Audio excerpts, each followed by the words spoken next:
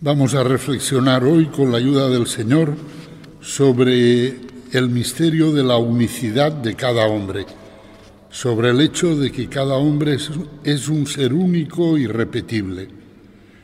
Dice la Escritura: creó pues Dios al ser humano a imagen suya, a imagen de Dios lo creó, macho y hembra los creó. Dos cosas se nos dicen aquí. Una, que el hombre es una criatura y que ha sido creado a imagen y semejanza de Dios. Que el hombre es una criatura significa que es una pura referencia a Dios, su creador. Y la segunda cosa, que el hombre es imagen y semejanza de Dios, es decir, que el hombre ha sido creado mirando a Dios, tomando como modelo el ser mismo de Dios, y que en consecuencia el hombre solo puede encontrar su identidad, su verdadero ser, mirando a Dios. De aquí se sigue una verdad fundamental.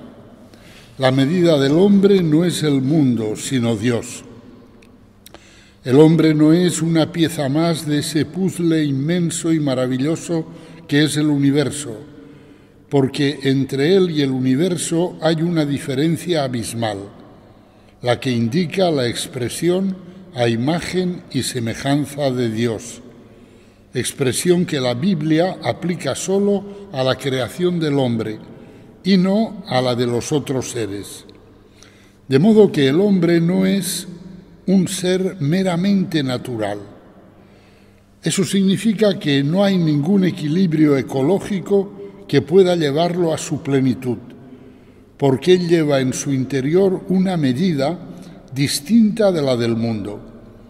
Es lo que San Agustín expresó de manera genial diciendo: «Nos hiciste para ti, Señor, y nuestro corazón está inquieto hasta que descanse en ti». El hombre no ha sido creado para insertarse en el mundo como una pieza más del engranaje cósmico regulado mediante las leyes naturales.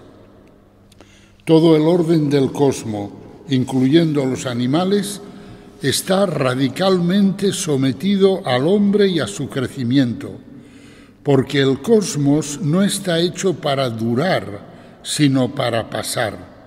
Solo la caridad permanecerá. Y el cosmos está, tal como nos indica la carta a los romanos, como en una especie de dolor de parto, de cuyo éxito es responsable el hombre. El cosmos está hecho para ser gastado como un vestido que se usa, tal como indica el Salmo 101, y será enrollado por Dios como un viejo pergamino, tal como nos dice el Apocalipsis. La vocación del cosmos es la de ser como la crisálida del mundo nuevo, de los cielos nuevos y de la tierra nueva que el Señor va a crear, como nos recuerda San Pedro. San Pablo, por su parte, en el capítulo 8 de la carta a los romanos, nos dice claramente que no es el cosmos quien lleva el destino del hombre, sino que es el hombre quien lleva en su libertad el destino del cosmos, pudiendo, según el uso que haga de ella, de la libertad, someter al cosmos a la servidumbre de la corrupción o hacerlo partícipe de la gloriosa libertad de los hijos de Dios. No es, pues, el hombre el que depende del cosmos, sino al revés, es el cosmos el que depende del hombre. En la primera carta a los Corintios, San Pablo expresa esto con una frase lapidaria: «Todo es vuestro, y vosotros sois de Cristo, y Cristo de Dios». Esta frase formula la justa jerarquía de los seres. El universo es para el hombre es para Cristo y Cristo es para Dios. En nosotros, los hombres, hay una tendencia peligrosa, que es la tendencia a refugiarnos en un gremio, en un grupo, en una colectividad humana, y a pensar que nuestro destino se decide en esta pertenencia social. Los hombres tendemos a creer que por ser de esta parroquia o de esta cofradía o de esta nación o de esta raza o de esta lengua o de esta comunidad, ya está decidido nuestro destino, que será el que tenga el grupo al cual pertenecemos. Pero del mismo modo que hemos dicho que el hombre no es un ser natural y que su destino no depende del cosmos, también hay que decir que el destino de cada hombre no depende de la sociedad a la cual ese hombre pertenece o en la cual ese hombre vive. El Señor nos dice que no, que aunque seamos ovejas de su rebaño, Él valorará la vida de cada uno, uno a uno, persona a persona. Y por eso dice el Evangelio que cuando Él vuelva, 2 hombres estarán en el campo, a uno se lo llevarán y a otro lo dejarán. 2 mujeres estarán moliendo, a una se la llevarán y a otra la dejarán. San Lucas incluso añade: aquella noche estarán 2 en un mismo lecho, uno será tomado y el otro será dejado.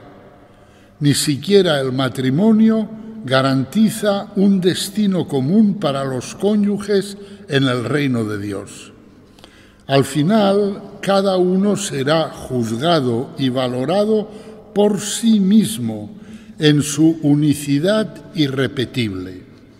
Al reino de Dios, a la Jerusalén celestial, que en ese día, cuando vuelva el Señor, bajará del cielo de junto a Dios, engalanada como una novia ataviada para su esposo, tal como dice el Apocalipsis, al reino de Dios se entra de uno en uno, independientemente de los grupos a los que uno pertenezca. No será el decir: yo soy de la parroquia de San León Magno, venga, los de San León Magno, que entren todos. No, sino que uno a uno. De la Jerusalén celestial habla el Salmo 86 y dice: se dirá de Sión, uno por uno, todos han nacido en ella, el Altísimo en persona la ha fundado. Por lo tanto, uno por uno. Cada uno es un ser único y responderá de sí mismo ante Dios. Y Dios pronunciará una palabra única para cada hombre único. Todo esto lo podemos comprender mejor si recordamos que el hombre es un misterio para sí mismo. Y dijo Dios: hagamos al ser humano a nuestra imagen, como semejanza nuestra, leemos en el libro del Génesis. Siendo el hombre imagen y semejanza de Dios, que es el incognoscible por esencia, el hombre posee también un carácter misterioso, incognoscible, como característica propia de su propio ser. Es decir, soy un misterio para mí mismo. Me conozco mucho menos de lo que yo me creo. San Agustín ha sido muy sensible a este aspecto del ser humano y le ha dado toda la importancia que merece. San Agustín quiere que veamos nuestras vidas como algo mucho menos inteligible de lo que habitualmente pensamos que son. San Agustín se da cuenta de que mirándome a mí mismo, analizando mi propia vida, reflexionando sobre mi propia historia, no consigo alcanzar ninguna comprensión particular de mí mismo que sea infaliblemente cierta y que me permita acceder al conocimiento de mi identidad personal, a la respuesta a la pregunta sobre quién soy yo.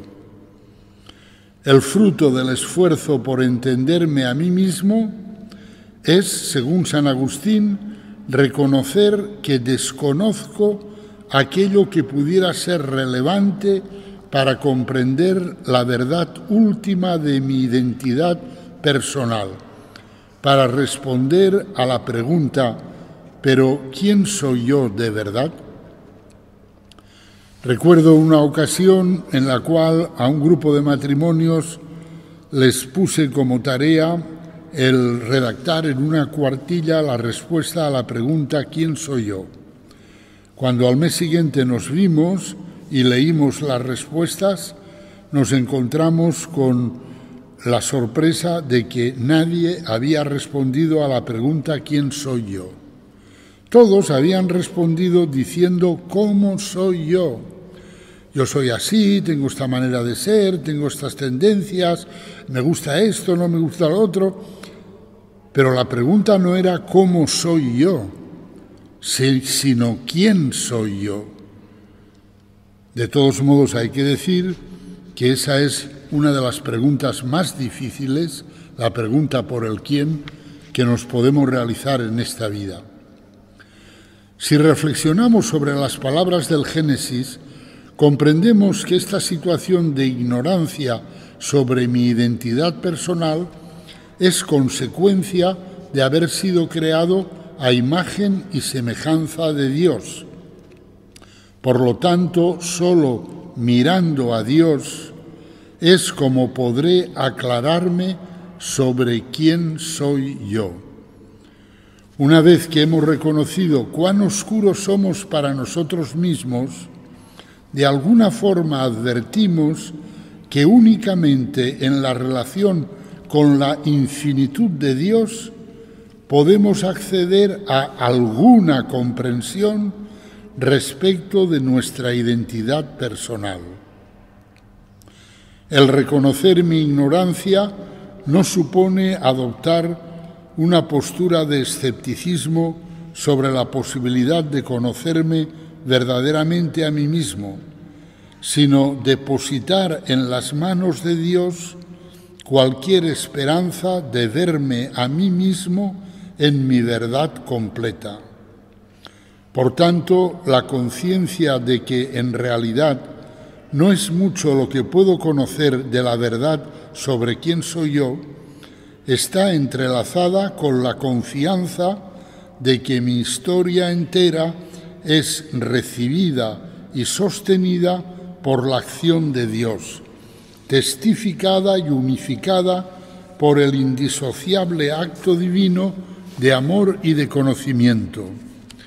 Cuando me miro a mí mismo, no me aclaro sobre quién soy yo, pero cuando miro a Dios sé que en su mirada iré descubriendo y sabiendo poco a poco quién soy yo de verdad.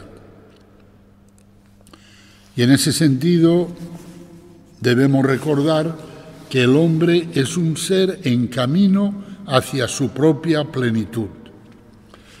Cada vez que el Padre del Cielo crea un hombre, lo hace mirando a su único Hijo Jesucristo, con la fuerza y el poder del Espíritu Santo. Cada hombre es la plasmación en el orden creado de un aspecto del rostro bendito de Cristo resucitado, y es, por lo tanto, un ser de luz, de belleza, de amor, de comunión, una epifanía de la gloria de Dios. Pero Dios no nos crea en esa plenitud ya alcanzada, sino inscribiendo esa plenitud a modo de una imagen guía en lo más profundo de nuestro ser, en esa fina punta del alma que llamamos el espíritu del hombre, es decir, en su centro propiamente personal. Y el hombre no ve esa imagen que le constituye, pero ella está presente en él y orienta, si el hombre es dócil a la gracia, a las sugerencias del Espíritu Santo, su crecimiento personal, su caminar hacia la propia plenitud.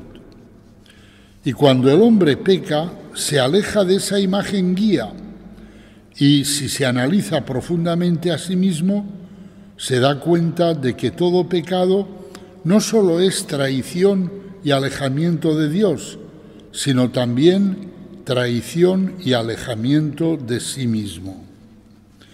El hombre es, pues, un ser en camino hacia su propia plenitud, un ser que tiene que caminar, que buscar, que tantear para ir acercándose a la idea que Dios tiene de él y realizar la plenitud personal que esa idea comporta.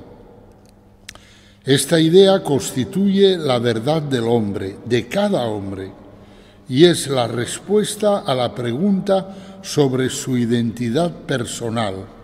¿Quién eres tú? ¿Quién soy yo? Es el misterio del nombre, que en la Biblia expresa el secreto último de cada persona y está siempre en parte escondido a los ojos de los demás hombres y es conocido en su integralidad solo por Dios. Es lo que expresa este pequeño poema que os voy a leer. No sé cómo me llamo, tú lo sabes, Señor. Tú conoces mi nombre que hay en tu corazón y es solamente mío. El nombre que tu amor me dará para siempre si respondo a tu voz. Pronuncia esa palabra de júbilo o dolor. Llámame por el nombre que me diste, Señor. En la Biblia vemos que Dios en algunas ocasiones cambia el nombre a determinados personajes que son especialmente importantes. Por ejemplo, a Abraham le cambia el nombre y le dice: ya no te llamarás Abraham, sino Abraham, porque vas a ser padre de una multitud de pueblos. A Jacob le dice: ya no te llamarás Jacob, te llamarás Israel, porque has luchado con Dios y has vencido. A Simón le dice: ya no te llamarás Simón, sino que tú eres Pedro, y sobre esta piedra edificaré mi iglesia. Al cambiar el nombre, al darle un nombre a una persona, Dios le está diciendo cuál es su verdadera identidad y al mismo tiempo cuál es su misión única e irrepetible en la historia de la salvación. La revelación bíblica nos dice que solo descubriremos nuestro verdadero nombre en el cielo, en el encuentro personal de cada hombre con Dios. En el Apocalipsis leemos: el que tenga oídos, oiga lo que el Espíritu dice a las iglesias. Al vencedor le daré maná escondido, y le daré también una piedrecita blanca, y grabado en la piedrecita un nombre nuevo, que nadie conoce sino el que lo recibe. Ese nombre nuevo, tal vez distinto del que nos pusieron nuestros padres, es el que expresa mi verdadera identidad, mi identidad personal cualitativa, única, singular e irrepetible en toda la historia de la creación. Amar a alguien es ayudarle a que se vaya acercando a ese nombre, a que vaya caminando hacia la consecución de ese nombre. Conviene distinguir entre dos cosas: la manera de ser y la identidad personal, entre el cómo soy y el quién soy. La medida de todos los seres existe en Dios, en la idea que Dios tiene de ellos. La identidad arquetípica y primigenia de cada hombre, la medida de su ser y por tanto su verdad, está constituida por la idea que Dios tiene de él, o sea, por el proyecto que tiene que llevar a cabo en él.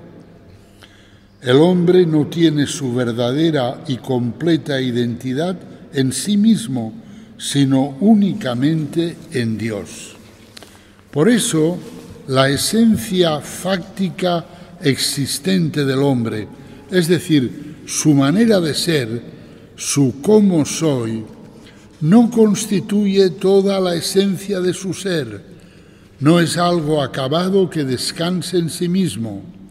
Es más, permanece como intrínsecamente inacabable, pues está constitutivamente abierta a la idea que Dios tiene de cada hombre, idea que contiene el sentido último de la existencia y que constituye la respuesta a la pregunta ¿quién soy yo?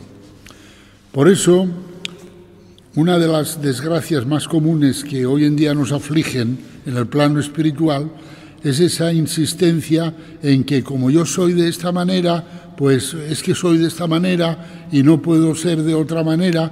Vamos a ver, tú eres ahora de esta manera, pero si tú te abres a Dios, te abres a la gracia, te dejas conducir por el Espíritu Santo, tú llegarás a ser de la manera que Dios quiere que seas.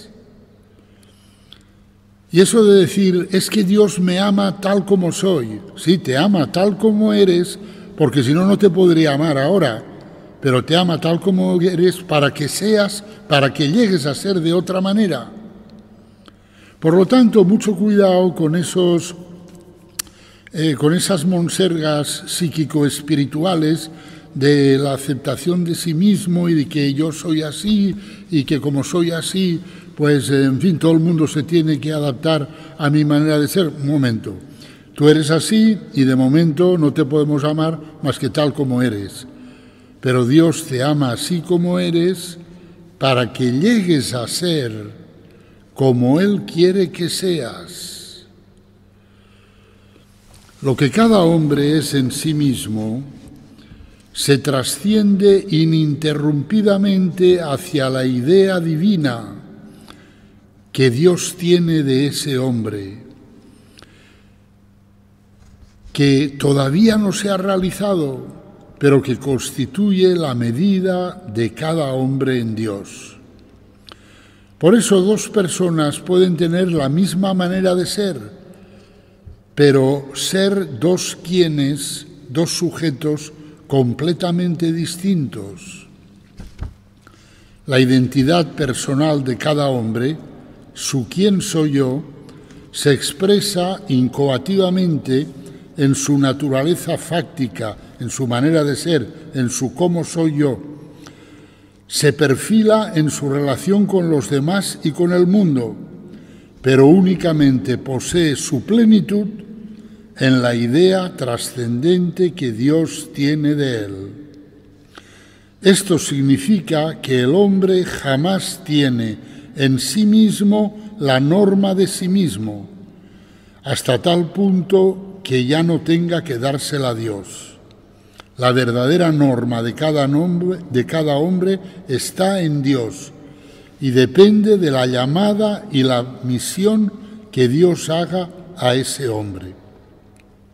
Por eso, cada individuo, a la hora de determinarse libremente a sí mismo, tiene que someter su autodeterminación no solo a las normas universales y abstractas de la moralidad, sino a las normas totalmente concretas de una ley individual personal que no es otra que la voluntad del Creador.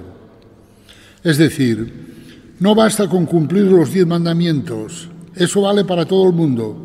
Todo el mundo tiene que cumplir los 10 mandamientos. Si lo cumplo, ¿ya está todo? No. Te queda todavía una cosa muy importante, que le preguntes a Dios, ¿qué quieres de mí, Señor? Y que hagas lo que Él te pida. Y Dios pide a cada hombre cosas que no le pide a los demás hombres. Los 10 mandamientos se los pide a todos los hombres, pero además a cada hombre le pide cosas que solo le pide a él. Así, por ejemplo, Dios le pidió a Abraham que le ofreciera en sacrificio a su hijo Isaac, pero eso no se lo ha pedido a ningún otro hombre. La unicidad y singularidad de cada hombre da lugar a que Dios le pida a cada hombre para su crecimiento hacia la realización de la plenitud de su ser, cosas que solo le pide a Él. Dios no nos ha creado en serie y se toma muy en serio la unicidad de cada uno de nosotros. Esto significa que cada hombre es un misterio que solo se desvela en Cristo. Esta identidad cualitativa del hombre, es decir, este saber quién soy yo, está solo bosquejada en las características empíricas, hereditarias y adquiridas que le son propias como este ser singular y que caracterizan su individualidad. Tampoco a través del diálogo interpersonal con otros hombres se le desvela al hombre dicha identidad, pues en el fondo ningún hombre puede decir a otro hombre quién es realmente en sí mismo, es decir, le puede revelar su propia identidad cualitativa. Aun siendo capaz de dar respuesta a la pregunta ¿qué es él?, el hombre no logra determinar quién es ese sujeto espiritual, irrepetible e incomunicable, único que es él mismo. Su propia identidad cualitativa se le escurre. ¿Qué hombre puede decir en qué consiste cualitativamente su diferencia última e irreductible? Nadie. Cada uno sabe que es él mismo, pero nadie sabe quién es. Solo Dios conoce la mismidad irreductible de cada hombre. En Jesucristo y solo en Él puede el hombre encontrar la explicación última del sentido de su ser y de su deber ser, su identidad cualitativa. Al margen de Cristo, el hombre no es capaz ni de percibirse en lo que constituye su forma última, ni de alcanzar en el despliegue libre del propio ser la realización de su plena identidad. Solo cuando el Espíritu Santo llena el ser de una persona es cuando ésta es capaz de presentir, de intuir el misterio personal propio y ajeno, tal como ocurrió en el encuentro entre la Virgen María y su prima Isabel, donde esta, Isabel, quedó llena del Espíritu Santo, y entonces, llena del Espíritu Santo, proclamó a voz en grito el secreto personal más íntimo de la Virgen, de su prima, del que nadie sabía nada, y dijo: ¿cómo es que viene a mí la madre de mi Señor? Es decir, proclamó la maternidad divina de María, pero eso es un secreto que no sabía nadie. Pero el Espíritu Santo, al inundar el alma de Isabel, se lo reveló. Por eso decíamos antes, amar al otro es ayudarle a que camine hacia la realización de esa idea que Dios tiene de él y que él desconoce. Pero yo también la desconozco. ¿Cómo le puedo ayudar a caminar hacia algo que yo desconozco? Pues si soy dócil al Espíritu Santo, el Espíritu Santo me enseñará los gestos, las palabras, los comportamientos adecuados para que yo vaya ayudando a cada uno de los que me rodean a ir caminando hacia su propia plenitud.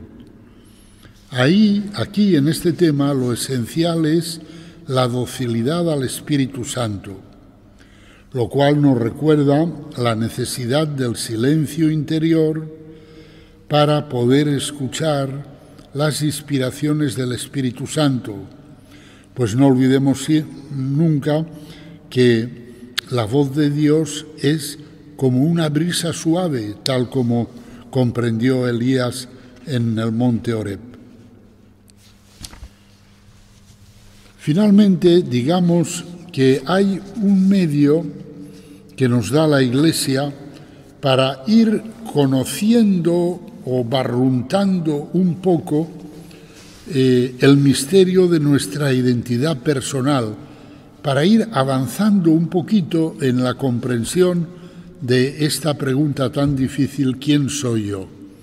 Y ese medio es el rezo de los salmos, no de una oración cualquiera, sino exactamente de los salmos. Porque los salmos son una estructura narrativa llena de sentido, son una historia del alma. Las almas únicamente tienen una historia dentro del contexto de la conversación con Dios, dice San Agustín. Sin el interlocutor divino, el yo estaría quebrantado y desperdigado. En los Salmos, Jesús habla por nosotros, haciendo suyo el grito de protestas o de aflicción del ser humano, de manera que su oración propia y perfecta al Padre pueda volverse nuestra. De este modo, al recitar los salmos, Cristo hace suyo nuestro lamento, nuestra penitencia y nuestro temor, adoptando la condición humana en toda su plenitud trágica como propia y dándonos a cambio su propia plegaria, las palabras que Cristo le dirige al Padre como Dios, como palabras nuestras. Así se produce ese admirable intercambio entre Dios y nosotros que la encarnación del Hijo de Dios ha hecho posible. El sentido de nuestra salvación es que quedemos incluidos en la vida de Cristo, que nos es dado el derecho a hablar con su voz divina, que somos confortados respecto a lo que nuestras voces humanas profieren desde la oscuridad y el sufrimiento, porque todo eso ha sido tomado por Él, por Cristo, con su propia voz, a fin de que de alguna forma ello pueda abrirse a la vida de Dios para la sanación o el perdón. Y todo eso es lo que ocurre en los salmos. El sujeto que reza los salmos es Cristo. Y cuando yo rezo los salmos, me incorporo a ese sujeto que es Cristo, y Él toma mis oscuridades y mis sufrimientos y los hace suyos, y yo, profiriéndolos ante Dios en Él, voy recibiendo la luz del Padre.